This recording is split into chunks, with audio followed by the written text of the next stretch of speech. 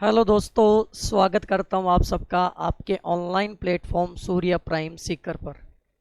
देखो दोस्तों, आज राजस्थान बोर्ड में 12th का हाफ ईयरली का अकाउंट्स का पेपर हुआ है 2 दिसंबर। पहले ये है डेट 22 नवंबर की थी, लेकिन बढ़ाकर इसको 2 दिसंबर कर दिया गया था। हाफ ईयरली का पेपर आया और बहुत ईजी पेपर आया है, ठीक है। और पेपर का लेवल कुछ भी नहीं है।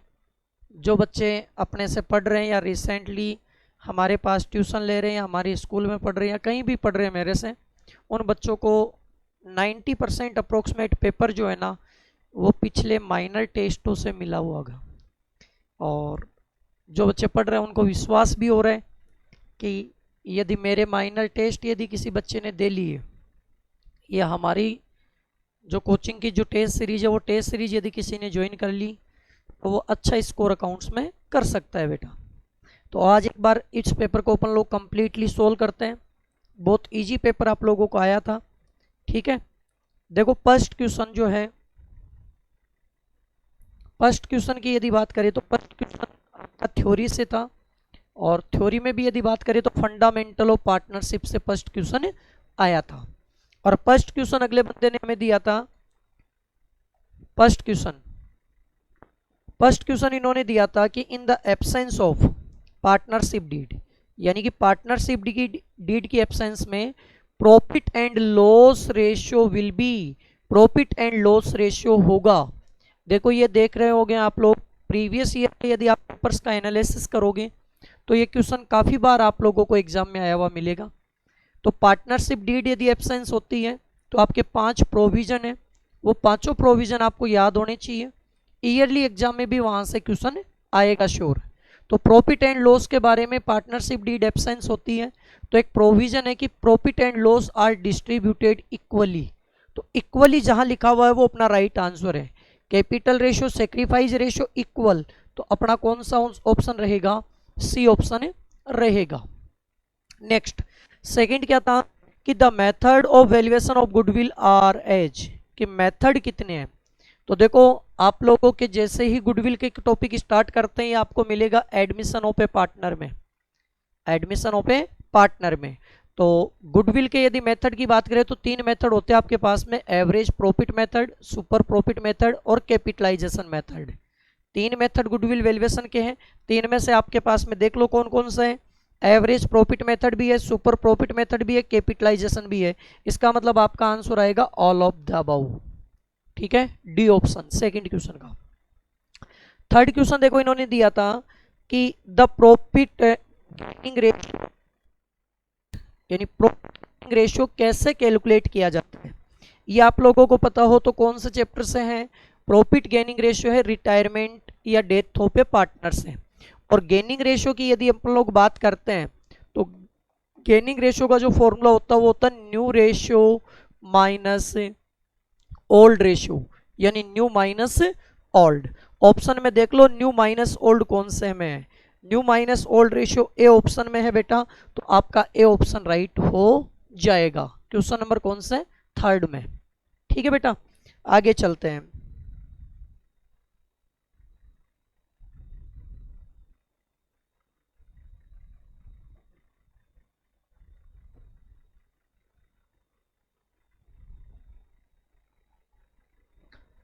क्वेश्चन नंबर 4 की यदि अपन लोग बात करते हैं, क्वेश्चन नंबर 4 अगला कह रहे हैं कि in the case of death of a partner, यदि किसी पार्टनर की डेथ हो जाती है, loss will be distributed on revaluation among. देखो रीवैल्यूएशन का जब भी होता है ना तो अपने को क्या करना होता है कि प्रॉफिट हो चाहे लॉस हो वो हमेशा ओल्ड पार्टनर में डिस्ट्रीब्यूट करते हैं। कौन में? ओल्ड पार्टनर में। अब देखो एडमिशन वाले में तो वर्ड यूज लेते हैं ओल्ड पार्टनर, और जब रिटायरमेंट या डेथ की बात आती है ना तो वहां वर्ड यूज किया जाता ऑल पार्टनर। तो अपने आप ऑप्शन देख लो कौन सा आएगा? ऑल पार्टनर,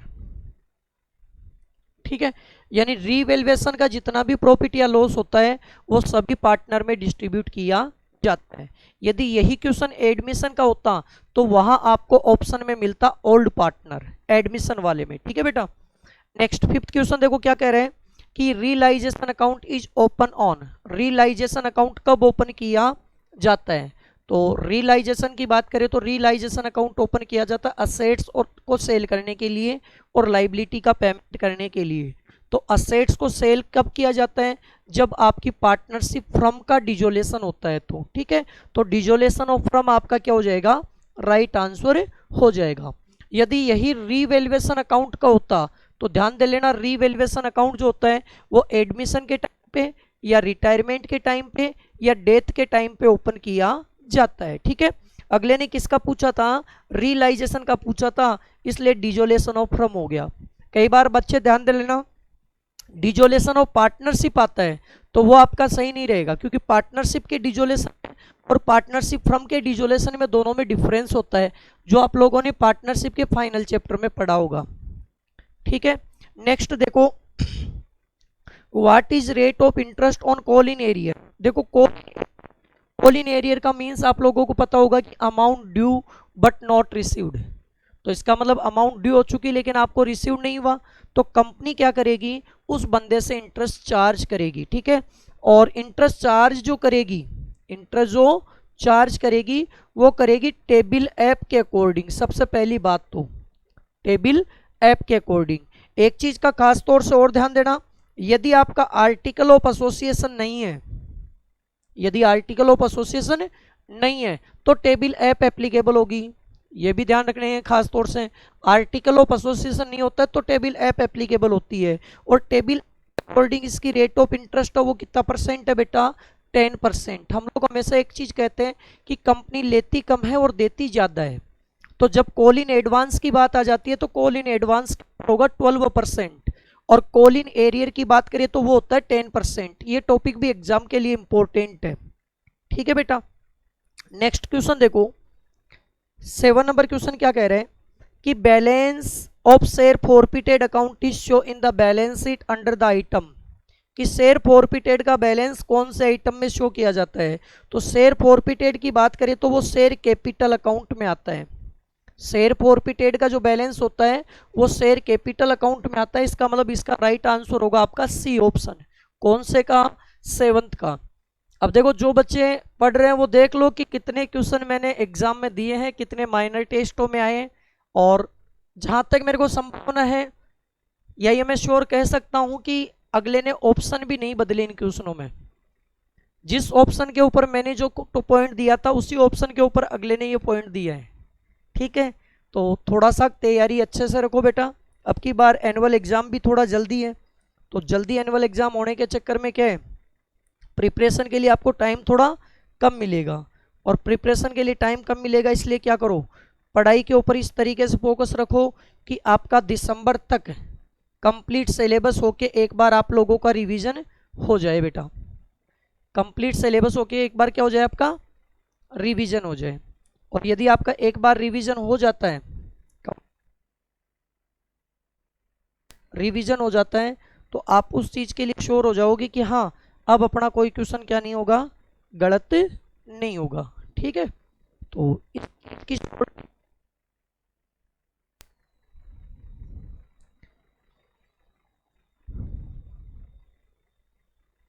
कहाँ तक हो गए थे अपने, 7 तक हो गए थे।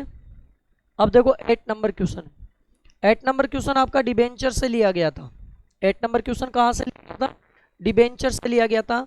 और 8 नंबर क्वेश्चन में इन्होंने पूछा था कि डिबेंचर होल्डर होता है, तो डिबेंचर होल्डर जो होता है वो क्रेडिटर ऑफ द कंपनी होता है, ठीक है, creditor of the company. C option आपका राइट होगा यहाँ, debenture holder creditor of the company होता है, ठीक है।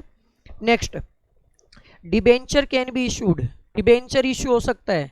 तो देखो शेयर के अंदर खास तौर से ध्यान रखना है कि शेयर या तो एट पार पे होगा या एट प्रीमियम पे होगा। डिस्काउंट के ऊपर केवल एक स्वेट इक्विटी शेयर और री इश्यू ऑफ फॉरफिटेड शेयर हो सकता है। लेकिन डिबेंचर की बात करें तो डिबेंचर तीनों तरीके से हो सकता है, एट पार भी हो सकता है, एट प्रीमियम भी हो सकता है, एट डिस्काउंट भी हो सकता है। तो इसका मतलब इसका राइट आंसर होगा वो क्या होगा आपका, ऑल ऑफ द अबव, ठीक है, all of the above. Next 10 number question आपका आया था, the excess of net assets, net assets over the purchase consideration, यानी नेट असेट्स आपकी परचेज कंसिडरेशन से ज्यादा होती है at the time of purchase of business is credited to, यानी क्रेडिट किसको किया जाएगा, कैपिटल रिजर्व को किया जाएगा। ठीक है, यानी कि ध्यान दे लेना, यदि आपकी नेट असेट ज्यादा है परचेज कंसिडरेशन से तो डिफरेंस अमाउंट को बोलते हैं कैपिटल गेन, जिसको कैपिटल रिजर्व में ट्रांसफर किया जाता है। यदि आपकी नेट असेट्स कम है किससे, परचेज कंसिडरेशन से, तो उसे कहा जाता है गुडविल। ठीक है बेटा, ये क्वेश्चन भी अभी आपको पता हो तो कंपनी का मैंने जो टेस्ट लिया था 80 मार्क्स का, उसमें ऐसा का ऐसा डिटो का डिटो मैंने डाल रखा है। जो बच्चे पढ़ रहे हैं ना उन बच्चों को पता है बेटा। तो इसलिए यदि कोई बच्चा ज्वाइन करना भी चाहता है ना, अभी भी टाइम है बेटा, तो आप जो स्लाइड के ऊपर जो नंबर दिए हुए हैं उन नंबर पे आप संपर्क कर सकते हो और एक अपने रिजल्ट को, परिणाम को बेटर बना सकते हो बेटा।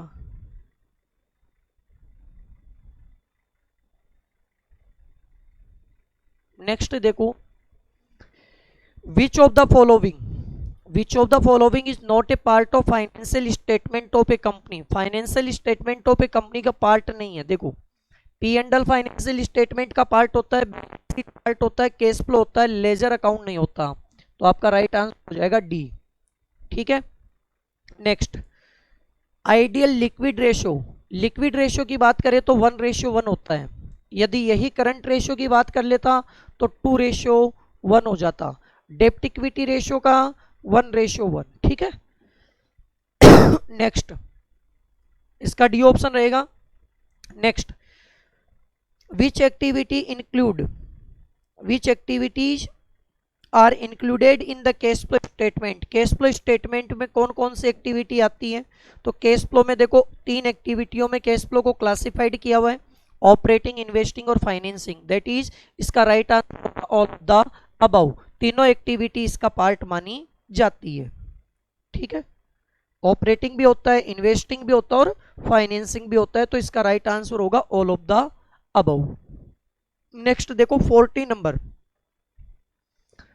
नंबर क्या कह रहे हैं कि the net profit earn during the 50,000 amount of debtors in the beginning and the end of the year. Beginning आपकी डेटर 10,000 है एंड 20,000। दैट इज, दोनों के बीच की यदि डिफरेंस अमाउंट की बात करते हैं तो डिफरेंस अमाउंट कितना हो गया आपका, डिफरेंस अमाउंट की यदि बात करें तो डिफरेंस अमाउंट हो गया 10,000 और 10,000 रुपीज से आपका डेटर क्या हो गया बेटा, इंक्रीज हो गया। अब डेटर यदि इंक्रीज होता है 10,000 रुपीज से, डेटर यदि आपका 10,000 रुपीज से क्या होता है, इंक्रीज होता है, तो डेटर की यदि वैल्यू देखें तो डेटर आपका 10,000 से इंक्रीज हो गया। इंक्रीज यदि कभी भी डेटर होता है तो वो कैश आउटफ्लो को शो करता है और कैश आउटफ्लो को शो करता है तो वो हमेशा क्या होगा, लेस होगा। तो में से यदि अपन लोग क्या कर दें, 10,000 को लेस कर देते हैं तो अपने पास रिमेनिंग जो वैल्यू बचेगी वो बचेगी 40,000 रुपीज। तो राइट आंसर होगा इसका कौन सा, 40,000 रुपीज। ए ऑप्शन आपका क्या रहेगा, राइट आंसर रहेगा। ठीक है बेटा, नेक्स्ट देखो, विच of the following is not a cash inflow, यानी इनमें से कौन सा कैश इनफ्लो नहीं है। ठीक है, इश्यू ऑफ डिबेंचर होता है, इंटरेस्ट एंड डिविडेंड रिसीव्ड होता है, decrease in creditor, none of these. Which of the following is not a cash inflow, cash inflow पूछ रहे हैं। ठीक है, इश्यू ऑफ डिबेंचर की बात करें तो इनफ्लो होता है, इंटरेस्ट एंड डिविडेंड रिसीव्ड भी इनफ्लो होता है, डिक्रीज इन क्रेडिटर ये आउटफ्लो होता है बेटा, क्योंकि डिक्रीज इन क्रेडिटर आपका क्या होता है कि कैश एंड कैश इक्विवेलेंट को कम करता है तो वो आपका आउटफ्लो माना जाता है। इसलिए इसका राइट आंसर होगा सी। ये देखो आपके 15 क्वेश्चंस आप लोगों के आए थे। ठीक है, एमसीक्यू, तो 15 क्वेश्चंस में देख लो किसी भी बच्चे के कोई डाउट हो तो, जहां तक संभावना है कोई डाउट नहीं रहनी चाहिए 15 क्वेश्चंस में। चलो नेक्स्ट देखते हैं।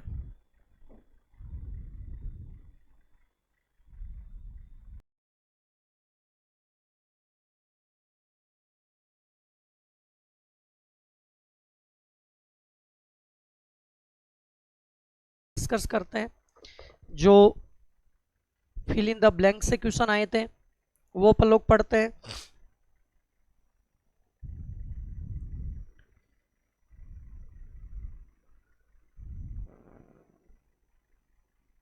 देखो फिल इन द ब्लैंक से जो क्वेश्चन आए थे उन क्वेश्चंस में सबसे फर्स्ट जो क्वेश्चन आया था वो बहुत इजी आया था कि रीवैल्यूएशन अकाउंट इज, कि रीवैल्यूएशन अकाउंट किस टाइप का अकाउंट होता है, रीवैल्यूएशन अकाउंट का नेचर कैसा होता है। तो रीवैल्यूएशन अकाउंट के नेचर की यदि अपन लोग बात करते हैं तो रीवैल्यूएशन होता है नॉमिनल नेचर का, नॉमिनल नेचर का अकाउंट होता है, ठीक है। गुडविल इज ए, गुडविल की यदि बात करें तो ये गुडविल के फीचर में होता है, गुडविल इंटेंजिबल असेट्स होती है, इंटेंजिबल असेट्स, अमूर्त संपत्ति जो कभी आपको दिखाई नहीं देती है, ठीक है बेटा। थर्ड इन्होंने दिया था कि transfer of share in A private company is restricted, ठीक है, रिस्ट्रिक्टेड यानी कि रोक लगाई हुई होती है कि इनके ऊपर आप लोग ट्रांसफर नहीं कर सकते, ठीक है, कि प्राइवेट कंपनी है वो कभी भी अपने शेयरों को ट्रांसफर नहीं कर सकती, किसी दूसरे बंदे को नहीं बेच सकती। पब्लिक कंपनी अपने शेयरों को ट्रांसफर कर सकती है, प्राइवेट कंपनी कभी भी अपने शेयरों को ट्रांसफर नहीं करेगी, ठीक है। फिर अगला था the director can be either cancel और री इशू, कैंसिल और री इशू ऑफ फॉरफिटेड शेयर, कि जिन शेयरों को फॉरफिटेड किया है उनको या तो कंपनी क्या कर सकती है, रद्द कर सकती है, या फिर पुनर्निर्गमन कर सकती है, री इश्यू कर सकती है। नेक्स्ट आया था discount on issue of debenture is a, तो discount on issue of debenture की बात करें तो वो कंपनी का क्या माना जाता है, कैपिटल लॉस माना जाता है, पूंजीगत हानि माना जाता है, पूंजीगत हानि माना जाता है, कैपिटल लॉस माना जाता है, ठीक है। नेक्स्ट इन्होंने दिया था कि the balance sheet in a financial statement is prepared according to schedule, according to third schedule.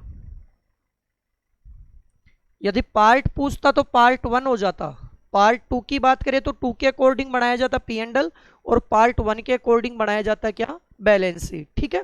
तो शेड्यूल पूछा था तो शेड्यूल थर्ड हो गया इसका। Sundry debtor and sundry creditor are replace by the terms of trade receivable and trade payable, trade payable, ठीक है बेटा। क्योंकि यदि अपन लोग बात करें तो डेटर जो होता है उसको रिसीवेबल बोलते हैं, तो क्रेडिटर को बोला जाता है ट्रेड पेबल, ठीक है, व्यापारिक देयता जिसे बोलते हैं, ठीक है बेटा। ये आपके फिल इन द ब्लैंक्स आए थे, फिल इन द ब्लैंक्स भी बहुत इजी आए बेटा। अब अपन लोग फिल इन द ब्लैंक्स के आगे चलते हैं। तो नेक्स्ट देखो सेक्शन सी आया था, सेक्शन सी में फर्स्ट क्वेश्चन थ्योरी का है, what is partnership. First question किसका आया था, थ्योरी का आया था बेटा, व्हाट इज पार्टनरशिप। तो पार्टनरशिप की यदि बात करें तो पार्टनरशिप जो होता है वो सेक्शन 4 में इसकी डेफिनेशन डाली हुई है, सेक्शन 4 के अकॉर्डिंग, ठीक है। और सेक्शन 4 ये कहती है कि 2 और more person carry on A business for a profit motive, ठीक है। तो सेक्शन 4 के अकॉर्डिंग पार्टनरशिप की आपको डेफिनेशन देनी थी, ये चैप्टर नंबर फर्स्ट में थ्योरी का है। सेकंड क्वेश्चन न्यूमेरिकल आया था एडमिशन से कि ए और बी पार्टनर है 3:2 में, उन्होंने सी को एडमिशन दिया 1/3 के लिए, find out new ratio, new ratio calculate करना है। तो देखो न्यू रेशियो कैलकुलेट करना है तो सबसे पहले आपको टोटल फ्रॉम का शेयर ले लेना है, टोटल फ्रॉम का शेयर कितना मानोगे 1, उसके बाद में सीज शेयर ले लेना है, तो सी का जो शेयर है वो है 1/3, ठीक है।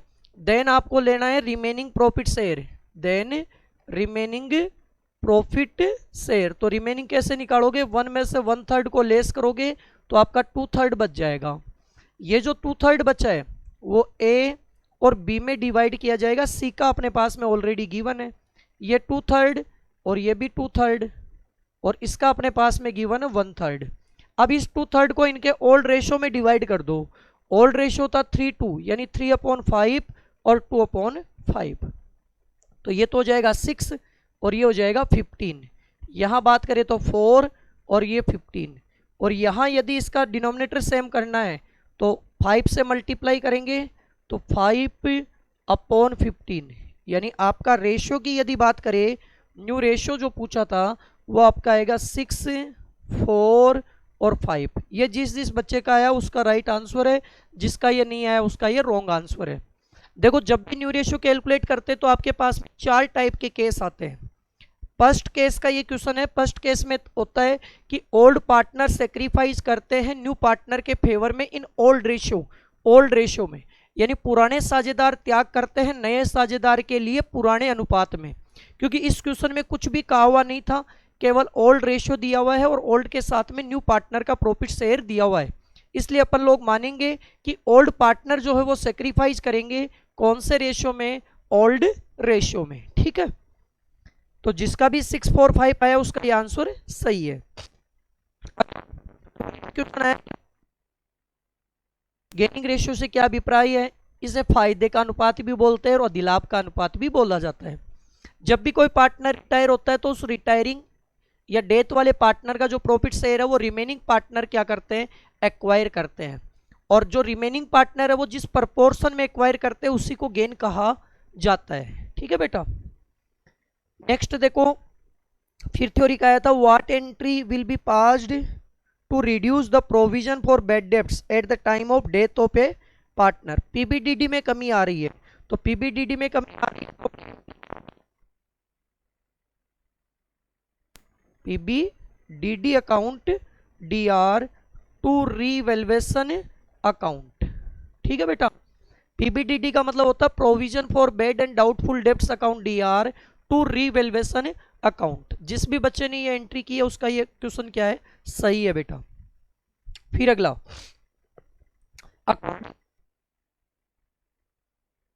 को कॉल इन एरियर का एमसीक्यू में आ गया था, कॉल इन एडवांस का यहां आ गया, तो कॉल इन एडवांस का है 12% पीए पर एनम, 12% पर एनम आपका कॉल इन एडवांस का रेट ऑफ इंटरेस्ट है। जब आर्टिकल ऑफ एसोसिएशन आपका नहीं होता है तो उस कंडीशन में टेबल ऐप क्या होता है, एप्लीकेबल होता है, और टेबल ऐप ये कहता है कि कॉल इन एडवांस के ऊपर 12% और कॉल इन एरियर के ऊपर 10%। तो एरियर का आ गया था एमसीक्यू में और एडवांस का आ गया कहा, 1 मार्किंग में आपका। ठीक है बेटा, नेक्स्ट देखो, what is the meaning of government company. Company का क्या मीनिंग होता है? ठीक है, तो गवर्नमेंट कंपनी का मतलब होता है कि जिसका 51% और मोर देन 51% शेयर या तो सेंट्रल गवर्नमेंट या स्टेट गवर्नमेंट के पास में या बोथ गवर्नमेंट के पास में हो, तो उसको अपन लोग गवर्नमेंट कंपनी कहते हैं। ठीक है बेटा, यानी 51% और मोर देन 51%, या तो 51% या 51% से ज्यादा शेयर किसके पास में हो, या तो सेंट्रल गवर्नमेंट के पास में होता है या स्टेट गवर्नमेंट के पास में होता है, या स्टेट और सेंट्रल गवर्नमेंट दोनों कंबाइंड भी उस शेयर को क्या कर सकती है, होल्ड कर सकती है, तो उस कंपनी को गवर्नमेंट कंपनी कहते हैं। ठीक है बेटा, नेक्स्ट देखना,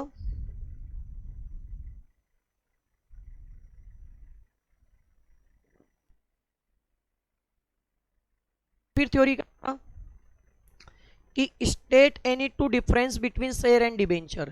तो पहला डिफरेंस तो आप बोल सकते हो कि शेयर जो होता है वो कंपनी का ओनर होता है, डिबेंचर जो होता है वो कंपनी का क्रेडिटर होता है या लोन प्रोवाइडर होता है। दूसरा डिफरेंस ये कहते हो कि शेयर का जो रिटर्न होता है या रिवार्ड जो होता है वो डिविडेंड होता है, और डिबेंचर का जो रिवार्ड होता है वो इंटरेस्ट होता है। ठीक है, और डिफरेंस आप लोगों को मिल जाएंगे बेटा, ये आपको मिलेगा डिबेंचर वाले चैप्टर में, शेयर और डिबेंचर के डिफरेंस में। ठीक है बेटा, next, what is coupon rate.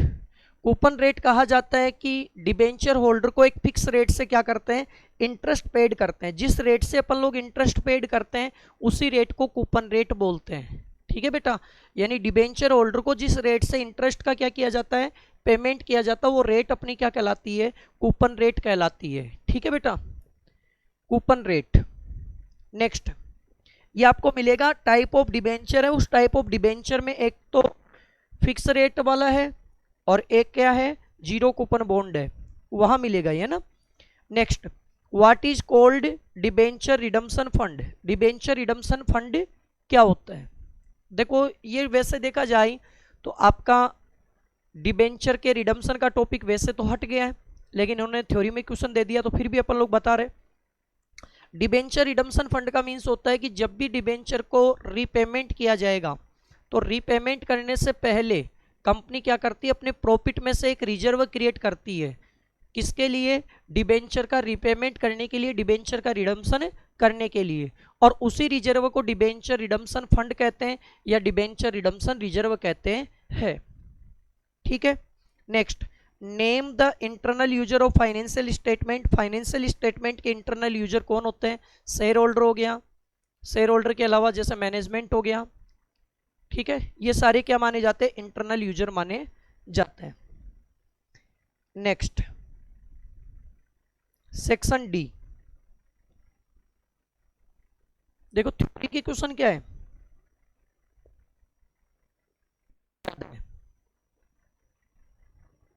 Section D में फोर्थ क्वेश्चन क्या कह रहे हैं? What are four characteristics of partnership. Partnership की चार कोई विशेषताएं, केवल आपको नाम नाम बताने। एटलीस्ट 2 पर्सन, कम से कम पार्टनरशिप में कितने पर्सन होने चाहिए? 2। पार्टनरशिप के बीच में क्या होना चाहिए? एग्रीमेंट होना चाहिए। एग्रीमेंट रिटन और ओरल में हो सकता है। थर्ड, पार्टनरशिप जो होता है वो म्यूचुअल एजेंसी होती है। ठीक है, एजेंट और प्रिंसिपल का रिलेशनशिप होता है। पार्टनर्स का जो लाइबिलिटी होता है वो क्या होता है? अनलिमिटेड होता है। ठीक है, तो 4 फीचर आप लोगों को बताने थे, कोई भी आप 4 फीचर बता सकते हो। फंडामेंटल ऑफ पार्टनरशिप में फर्स्ट टॉपिक में ये पढ़ाया जाता है। Next, right the name of those account under which the amount of general reserve is transfer eight the time of admission of a partner. तो कौन से अकाउंट में जनरल रिजर्व की अमाउंट ट्रांसफर की जाती है? तो उसका आंसर आएगा partner capital account, partner capital account. ठीक है, या फिर पार्टनर करंट अकाउंट, ये बताना था। ठीक है, यदि आपको फिक्स कैपिटल मेंटेन कर रहे हो तो करंट अकाउंट में जाएगा, और फिक्स कैपिटल यदि मेंटेन नहीं हो रही है तो कौन से अकाउंट में जाएगा? कैपिटल अकाउंट में जाएगा। क्योंकि कैपिटल अकाउंट मेंटेन करने के 2 मेथड होते हैं, फिक्स्ड और फ्लैक्चुएटिंग। तो 2 जगह जाएगा ये, एक तो जाएगा या तो कैपिटल अकाउंट में या जाएगा पार्टनर करंट अकाउंट में। ठीक है बेटा, capitalization method of super profit, यानी कैपिटलाइजेशन मेथड का फॉर्मूला लिखना है। तो गुडविल का फॉर्मूला बताना है यहां, goodwill equal to super profit into 100 upon NRR, ये आपका फॉर्मूला हो जाएगा यहाँ। नेक्स्ट 7 क्वेश्चन, पूनम और Pankaj and Ravi are partner in profit sharing ratio 2:1। Ravi retire off the from the profit of revaluation, revaluation का प्रॉफिट 40,000 है। The value of assets and liability are not to be change, provide journal entry for the profit on revaluation. देखो ये topic भी वैसे देखा जाए तो NCERT में नहीं डाला हुआ है, ये क्वेश्चन भी एनसीईआरटी के अलग डाला हुआ है, क्योंकि जब असेट्स और लाइबिलिटी के वैल्यू को अपन लोग क्या नहीं करना चाहते हैं? चेंज नहीं करना चाहते हैं, तो रीवैल्यूएशन की जगह memorandum of revaluation account prepare किया जाता है बेटा, पहली चीज। ठीक है, क्योंकि मैंने एक लाइन डाल दी ना यहाँ कि the value of assets and liability are not to be changed. ठीक है, कि असेट्स और लाइबिलिटी की वैल्यू चेंज नहीं करना चाहते हो तो रीवैल्यूएशन की जगह क्या बनाया जाता है?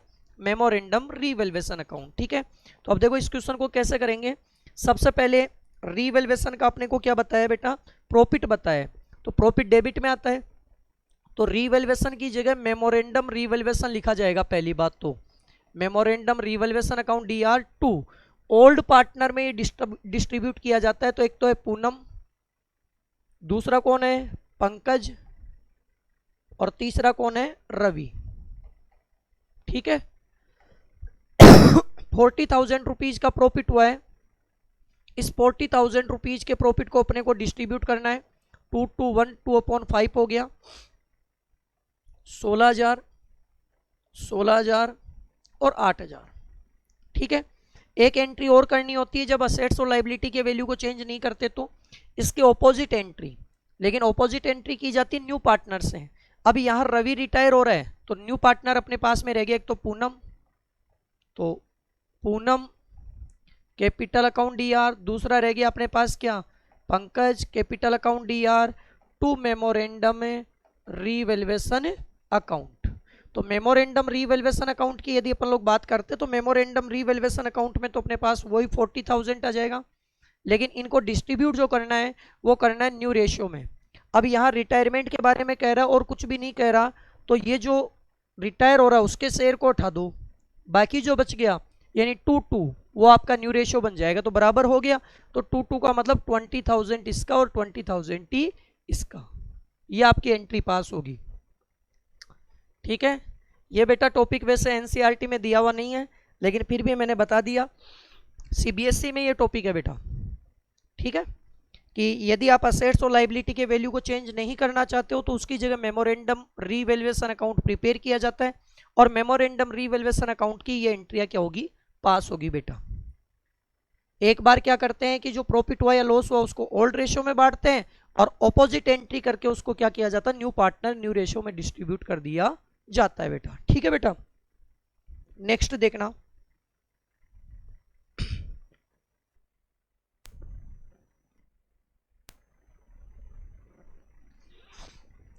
नेक्स्ट 8 नंबर क्वेश्चन पूछा था,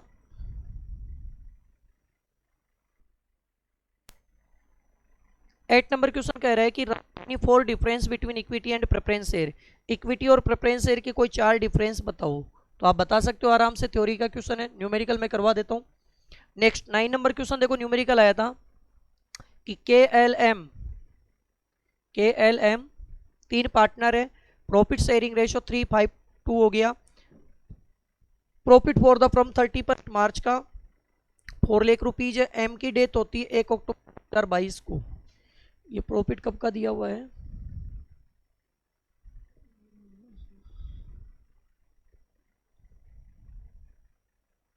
हम्म, 22 का ही है प्रॉफिट, और डेट भी कब होती है, 1 अक्टूबर 22 को। ठीक है, find out the share of profit M, 1 अप्रैल से लेकर 1 अक्टूबर तक का अपने को क्या करना है, प्रॉफिट शेयर फाइंड आउट करना है। 1 अप्रैल से लेकर 31 मार्च तक का अपने को क्या करना है, प्रॉफिट शेयर फाइंड आउट करना है।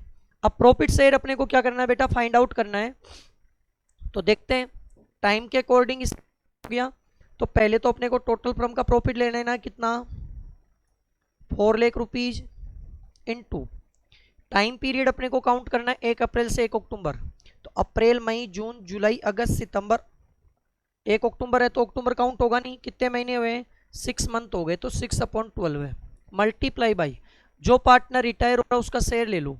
तो रिटायर कौन हो रहा है अपने पास में, एम हो रहा है, तो एम का शेयर देख लो, एम का शेयर है 2, तो मैं क्या ले लूँ, 2/358/8/2 10, यानी 2/10। ठीक है, तो इससे इसको कट कर दिया 2 टाइम, ये 2 से 2 गया, ये गया, कितना बचा इसका, 40,000 रुपीज। ठीक है, और यदि इसकी एंट्री पूछता तो एंट्री इसकी बनती है P&L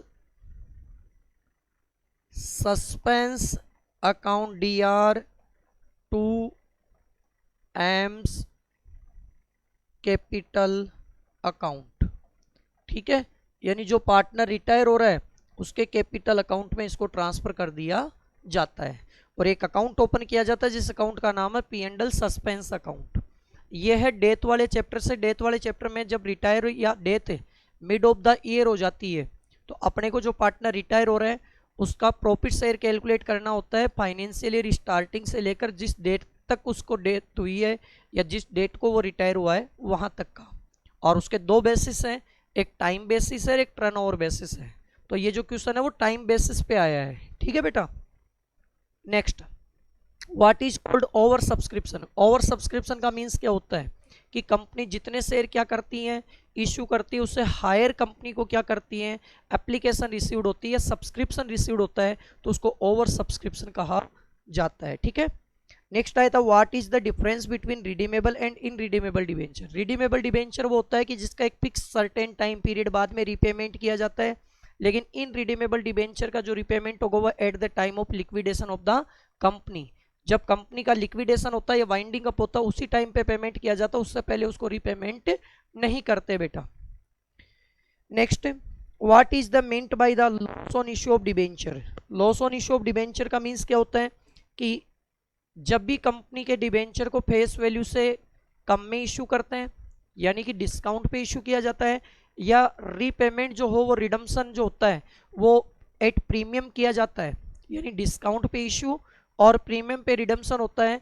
तो ऐसी कंडीशन में दोनों में ही कंपनी को क्या होता है, लॉस होता है। इस लॉस को कैपिटल लॉस माना जाता है, और इस लॉस को मेंशन करने के लिए एक सेपरेट अकाउंट मेंटेन किया जाता है, जिस अकाउंट को बोलते हैं loss on issue of debenture account.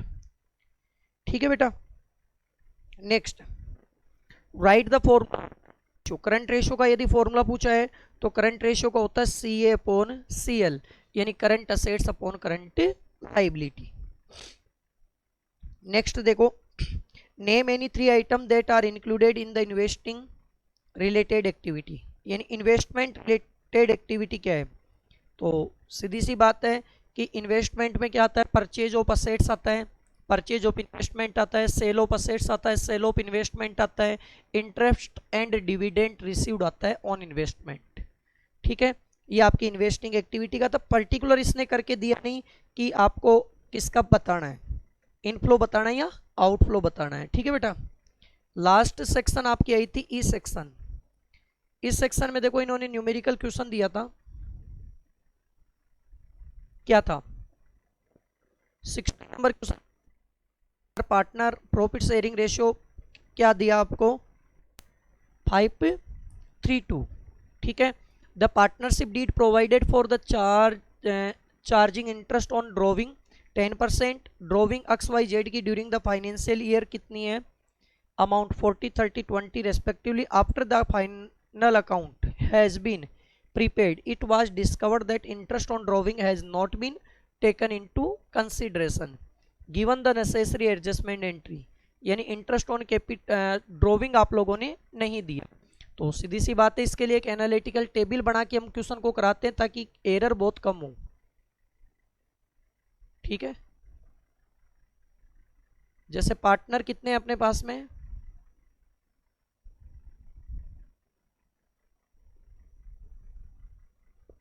अपने पास YZ, तो एक जो कॉलम बन गया वो X का बन गया, एक Y का बन गया, एक Z का बन गया, और एक लास्ट वाला बन गया फ्रॉम का। ठीक है बेटा। या इसको सीधा भी बता सकता हूं। सीधा देखो, सीधा कैसे करेंगे, एक बार सीधा बता देता हूं मैं कि डायरेक्टली इस क्वेश्चन को किस तरीके से करेंगे। एनालिटिकल टेबल बना के करो तो उस तरीके से कर लो।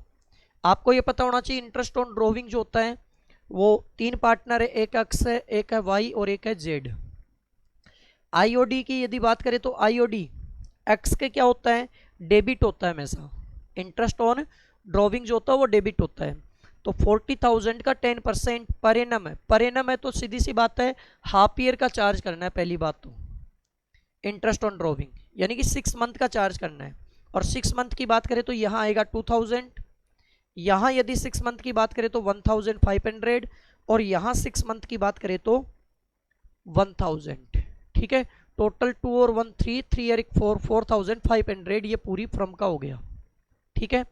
अब ये हो गया डेबिट, तो इतना ही क्या होना चाहिए, क्रेडिट में होना चाहिए, लेकिन वो क्रेडिट में करेंगे PSR के रेशियो में, क्योंकि डिफरेंस अमाउंट को कैलकुलेट करना है ना। तो PSR अपने पास में है 532, यानी कि 4000 को डिवाइड करना है 532, यानी 532 का मतलब 10 हो गया, तो ये आएगा कितना 2000, ये 1200 और ये 800। ठीक है। अब इसका देख लो, इसका 300 कौन सी साइड ज़्यादा है, डेबिट साइड ज़्यादा है। इसका सॉरी 300 कैसे है इसका, ये 4500 है ना, यहाँ 4500, तो 4500 को डिवाइड करना अपने को, 4500 को डिवाइड करना है 5/10 में, तो 450 हो गया। तो 25 बच गए, 2 5 के 20 और 2 22, यानी 2250। इसका 3 है क्या दूसरे का, तो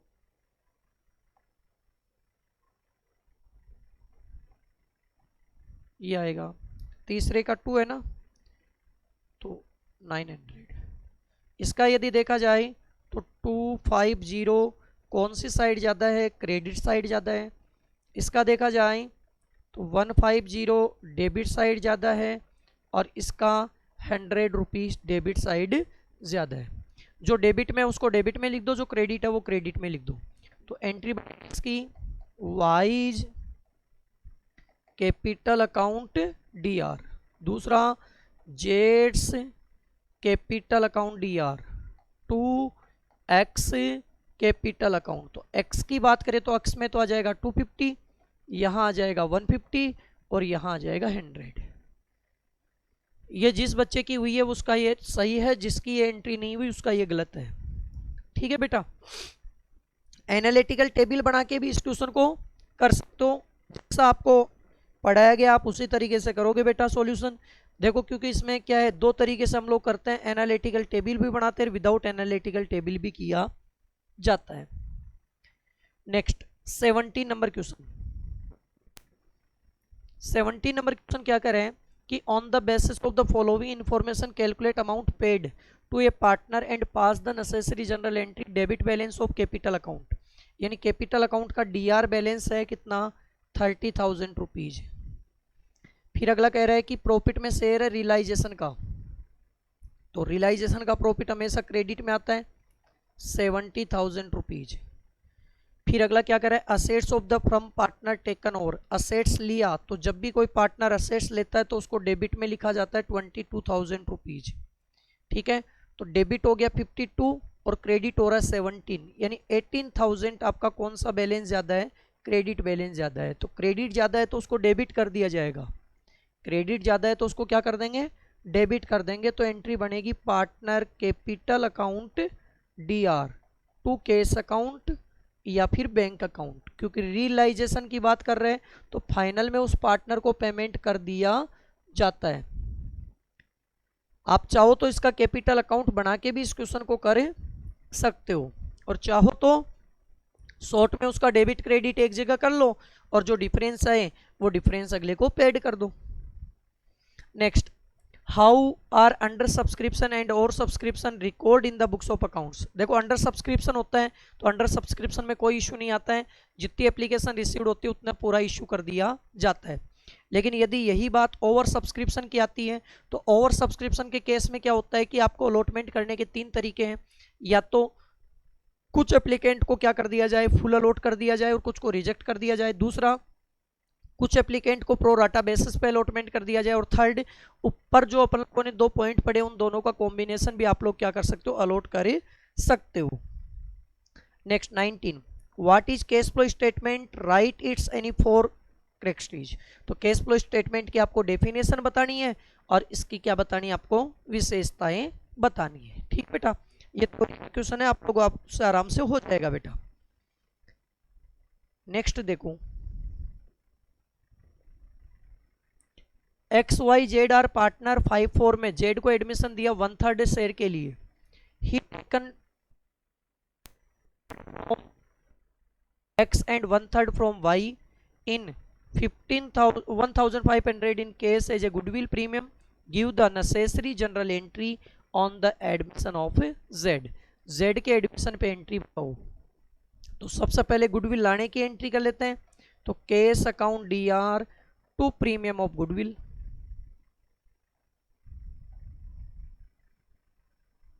कितनी लेके आ रहा है वो 1,500। फिर प्रीमियम ऑफ गुडविल को बांटने की, तो premium of goodwill account DR 2x capital और 2y कैपिटल। ठीक है बेटा, ये 1,500 बांटना है और ये जो डिस्ट्रीब्यूट किया जाता है वो किया जाता है सेक्रीफाइस रेशियो में। आपके क्वेश्चन में सेक्रीफाइस रेशियो दिया हुआ है क्योंकि ये साफ साफ लिख रखा है कि देखो अभी है कि यदि रेशियो के जस्ट आगे फ्रॉम लगा हुआ हो इसका मीन्स वो सेक्रीफाइज ही है। यहां भी देखो 1/3 फ्रॉम लग गया तो ये सेक्रीफाइज है, इसका मतलब 2:1 हो गया। तो इसका मतलब 1,500 को 2:1 में डिवाइड कर दो 2/3, तो ये आएगा 1,000 और ये आएगा 500। ये आपकी एंट्री होगी बेटा। चले आगे,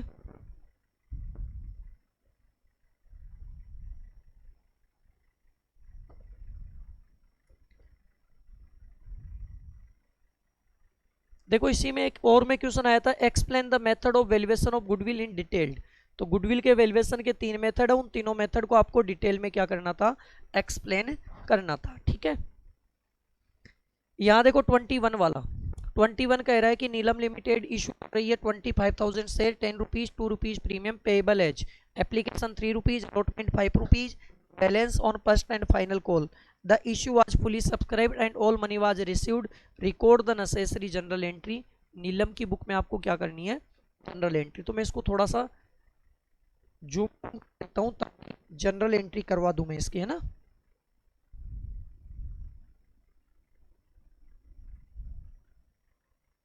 ठीक है बेटा, देखो जनरल एंट्री की यदि बात करें तो सबसे पहले होती है, सबसे फर्स्ट जो एंट्री होती है वो होती है एप्लीकेशन की अमाउंट रिसीव्ड की।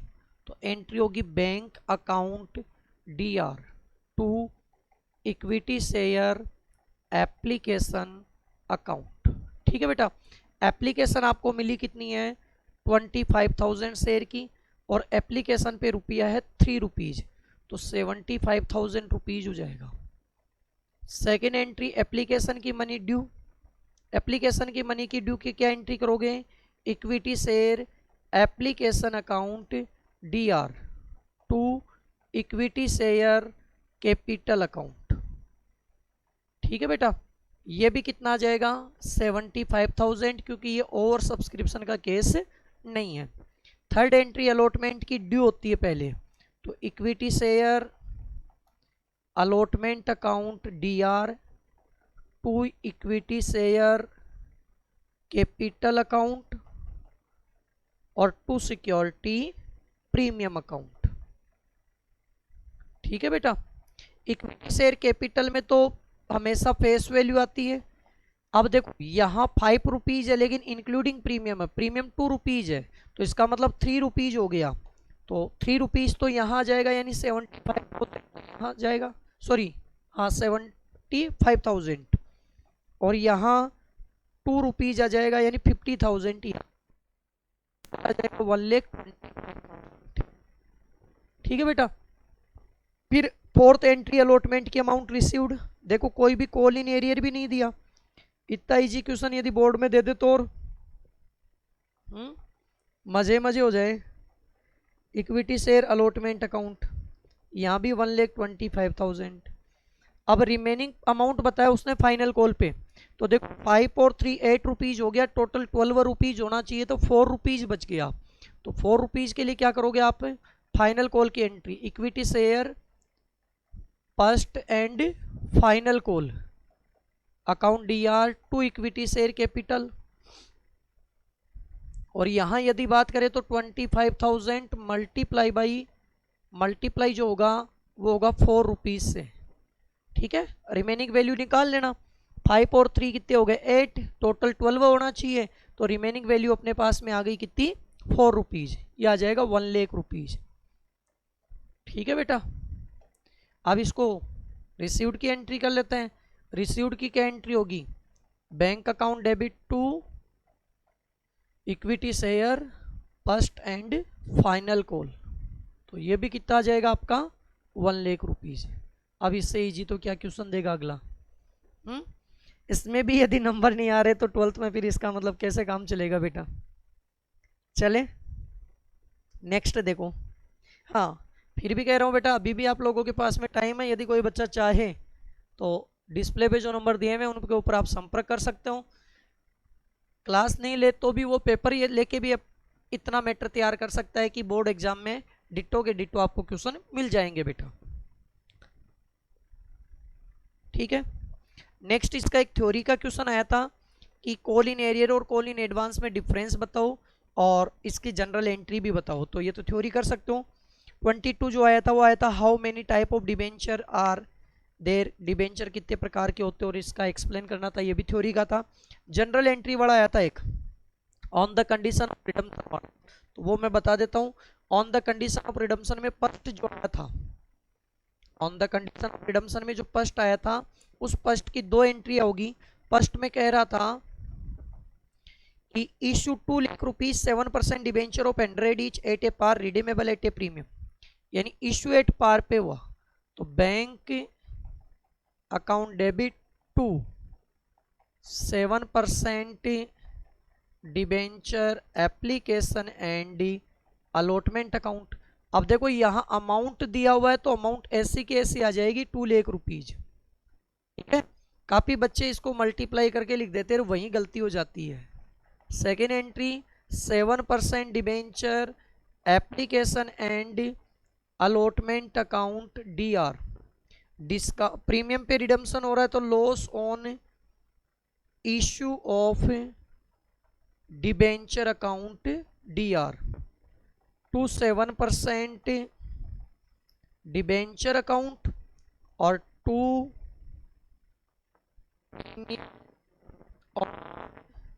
Redemption of debenture account. देखो यहां भी 2 लाख रुपीज आ जाएगा और डिबेंचर में भी 2 लाख रुपीज आ जाएगा। बात रही लॉस की, तो लॉस और प्रीमियम की बात करें तो कितना परसेंट प्रीमियम बताया उन्होंने, 5% प्रीमियम बताया है। तो इस 2 लाख रुपीज का 5% कैलकुलेट कर लेना सीधा ही, और 2 लाख का 5% की बात करें तो 10,000 रुपीज आता है, वो 10,000 यहाँ आ जाएगा। ठीक है, इसी का एक सेकंड पॉइंट और पूछ रहा था अगला बंदा। सेकंड इशू कर रहा है 5 lakh rupees debenture hundred each at a discount of 5%, redeemable at a premium of 5%। 5% discount है, 5% ही प्रीमियम है। तो फर्स्ट एंट्री जो बनेगी वो बनेगी क्या, बैंक अकाउंट डेबिट टू कितने परसेंट वाले डिबेंचर, ये 8% डिबेंचर है, तो 8% debenture application and allotment account. अब यहाँ डिस्काउंट है तो अपने को डिस्काउंट क्या करना है, लेस करना है। 5 लाख में से डायरेक्ट ही 5% घटा देना, तो ये बच जाएगा 4,75,000।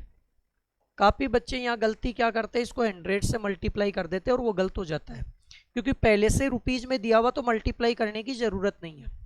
Second 8% debenture application and allotment account DR, discount पे इशू था तो discount on issue of debenture account DR to debenture account, ये तो नॉर्मल एंट्री बन गई। लेकिन अगले ने कह रहा है प्रीमियम पे रिडम्पशन करेंगे, तो प्रीमियम पे रिडम्पशन करते हैं तो loss on issue of debenture को DR कर देते हैं, और टू में क्या आ जाता है, premium on redemption of debenture. तो देखो यहां तो 4,75,000 ही आएगा, डिस्काउंट की बात करें तो 25 आ गया, डिबेंचर में हमेशा फेस वैल्यू आती है। ठीक है बेटा, अब यदि अपन लोग बात करें तो लॉस में वही 5% है, तो आप लोग 5 लाख का 5% कैलकुलेट कर लेना, 25,000 आएगा। तो यहां भी 25 और यहां भी 25। ठीक है, अब देखो एक चीज का और ध्यान दे लेना, इन दोनों को अपन लोग लॉस के नाम से भी दिखा सकते हैं, इन दोनों को लॉस के नाम से भी दिखा सकते हैं। अब इनको राइट ऑफ की एंट्री भी बता देता हूं, यहां जो लॉस हुआ उसको आप P&L से राइट ऑफ करोगे, तो P&L account DR to loss on issue of debenture, ये एंट्री भी करके आ जाना ताकि आपके नंबर ना कटे बेटा। राइट ऑफ के लिए नहीं कहा, लेकिन कई बार क्या करते हैं जब आंसर शीट वैल्यूएशन होती है तो वहां नंबर काट लिए जाते हैं। यहां भी यदि राइट ऑफ करोगे तो P&L अकाउंट DR टू, दोनों को यदि एक साथ लिख रहे हो तो लॉस के नाम से लिख देना, और दोनों को अलग अलग लिख रहे हो तो एक को डिस्काउंट के नाम से और एक को लॉस के नाम से। यहाँ 25, यहाँ भी 25, और टोटल हो जाएगा 50,000 रुपीज। ये आपका BSCR जो था वो 25-26 का हाफ ईयरली का पेपर था। कैसा लगा बेटा कमेंट में कमेंट करके ज़रूर बताइएगा, और किसी भी तरीके की आपको कॉमर्स में रिलेटेड हेल्प चाहिए तो आप बेझिझक कभी भी संपर्क कर सकते हो बेटा, चाहे आप कहीं भी पढ़ रहे हो, उससे कोई मतलब नहीं है मैं। ठीक है, लेकिन आप जब भी कॉल करोगे आपको संतुष्टिपूर्ण आपको जवाब मिलेगा, और उम्मीद करता हूं कि बढ़िया से आप लोग प्रिपरेशन कर लो। अभी भी आप लोगों के पास में टाइम है, और जो बच्चे पढ़ रहे हैं उनको मैं एक बार दोबारा इंटीमेशन दे देता हूं कि बेटा जो हम लोगों ने क्लास में करवाया है या जो हमने इम्पोर्टेंट बताया है एग्जाम में भी वही आप लोगों को मिलेगा।